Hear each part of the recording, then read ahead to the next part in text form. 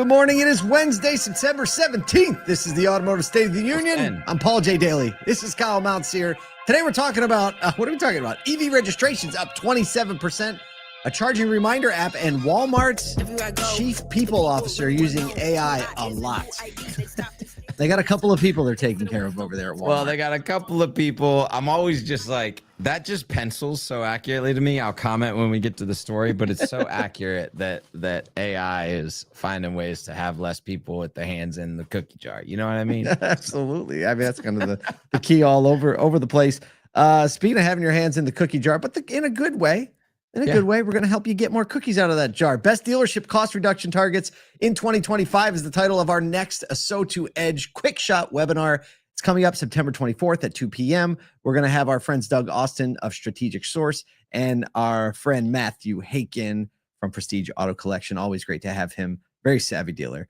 Talk about how you should target savings. You did? I got a sneak preview of some data on a slide that had dollars and many commas in it. Whoa. And you're going to want to show up for the commas and the dollar signs. Is what I'm trying to say. The cookies, as we say. Yeah, because if you want more cookies in the service drive, find the dollars and the commas somewhere else. You know what I mean? There you go. So go to so2.com. It's right there above the fold. You can sign up and register for this webinar so that you can get the dollars and the commas and the cookies and all the fun as well. And the recording if you can't make it there in person. There's something about that. It's like dollars, commas, and cookies, you know? Like, how do we put that into like a show or something? I don't know. We'll do it. We'll figure it out. Let's talk about some news today. So legacy automakers saw a sharp EV registration bump in July as buyers rushed to lock in the $7,500 federal tax credit before it expires at the end of this month. However, Tesla, Rivian, and VinFast did not share in that win. EV registration shipped 27% for legacy brands like Chevy, Honda, far outpacing the overall 6% EV market growth and pushing EV share overall to 8.9% of the light vehicle market. Tesla saw a 13% year-over-year drop in registrations, and Rivian dropped 6%. VinFast slid 17% with the amount of cars that they sell. It's not that many cars yet. Chevy more than doubled its EV registrations, and Volkswagen posted a 127% increase. Honda's Prologue EV, one of my personal favorites, offered nearly $13,000 per unit in incentives, helping it rise 102%, while Audi tripled its numbers thanks to strong Q4 e-tron performance. The current surge in EVs, here's a quote from Cox Automotive Stephanie Valdez-Streety, quote, "The current surge in EV sales is being driven by product innovation, motivated dealers, and an urgency ahead of the IRA tax credit phase out." 27% is a lot. I'm going to say that I actually disagree with that last statement, except for 1/3 of it.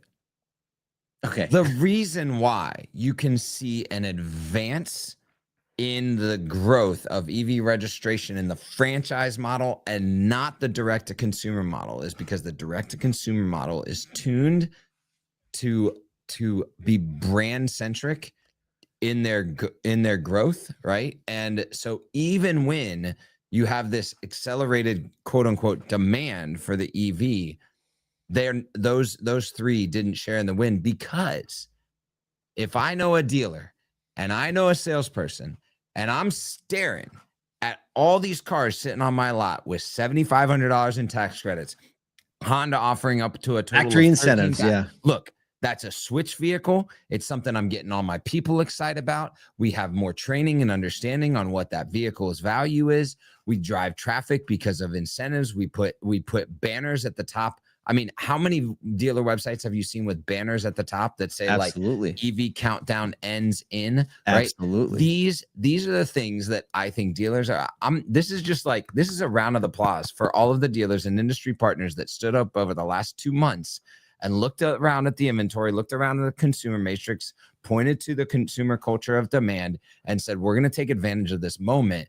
And if I'm an OEM, I'm looking at this moment as a pivotal reason as to why to keep the dealers extremely happy around when I've got inventory that I need to move, because this is the proof case for all of that. I was thinking of this when we were reviewing this story, that it's interesting. I believe the EV adoption curve is going to accelerate because of cutting out the federal tax incentive.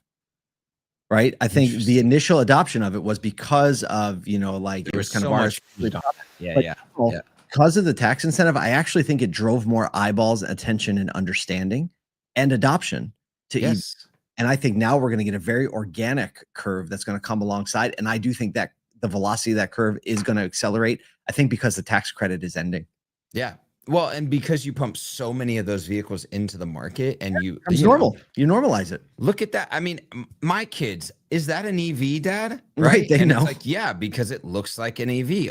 And so you imagine like the brain psyche of all of the people that are out on the road seeing more EVs rolling past them at the red light and going, that's a vehicle that I might want to check out.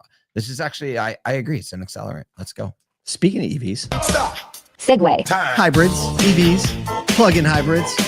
Toyota is getting creative about their plug-in hybrid charging with a new app that uses behavioral science to make sure owners actually plug it in. It's a dopamine-driven gamified brain hacking play in the name of better fuel economy. Toyota's ChargeMinder app uses over a dozen behavioral interventions to encourage charging, including personalized reminders and gamified streaks. It boosts U.S. user satisfaction by 16 percentage points. Wow. And increased off-peak charging in Japan by 59%, though U.S. charging frequency only rose 10%.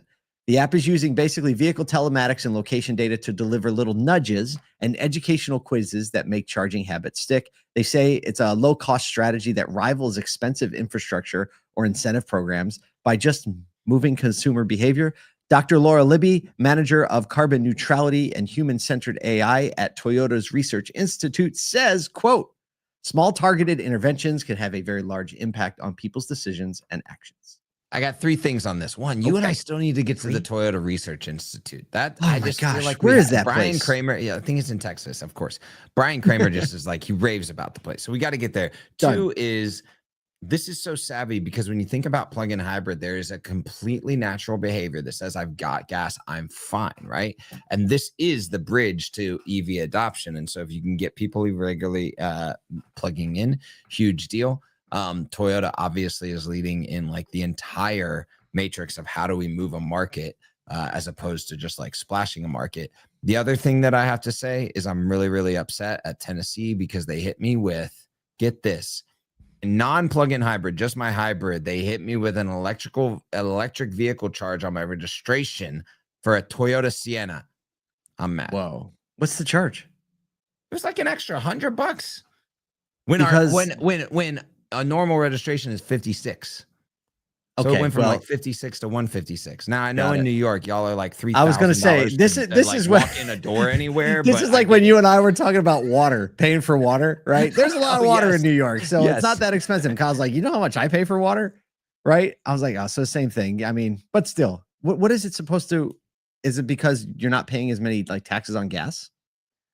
Is that what it's offsetting? Taxes on gas. It's probably there's like vehicle weight infrastructure that they just like classified that in the EV because all the EVs are heavier, they have more impact on the road. It's so dumb because like you can drive a 6,000 pound Escalade or a like 2,200 pound Prius and like the charge is the same. Charge is the same. I know some politicians had to figure out a way to get. You know what this story does remind me of? Have you ever heard the story about the like the little tale about the slow elevators in the building? How do you solve the problem? Old apartment building, very slow elevators. It was so expensive to replace the elevators, they couldn't really do it. And so what they did was they put mirrors by the elevator doors and satisfaction went up because people, the time passed faster. People were looking at themselves, checking their makeup, making sure they're all pinned up. And the elevator rides seem faster. This reminds me a lot of that, right? We're not actually fixing the infrastructure. We're changing the consumer behavior based on a rewards-based thing. Speaking of rewards, nothing's more reward-based than HR. Stop. Segue. Time. For real. It is. It's so true. Hey, while most AI associate hiring and resume screening is happening kind of on the back end of hiring, Walmart's chief people officer Donna Morris is saying that she's tapping into tools like ChatGPT and Perplexity to help identify potential candidates. So going out and researching, especially for high-level internal or external leadership roles.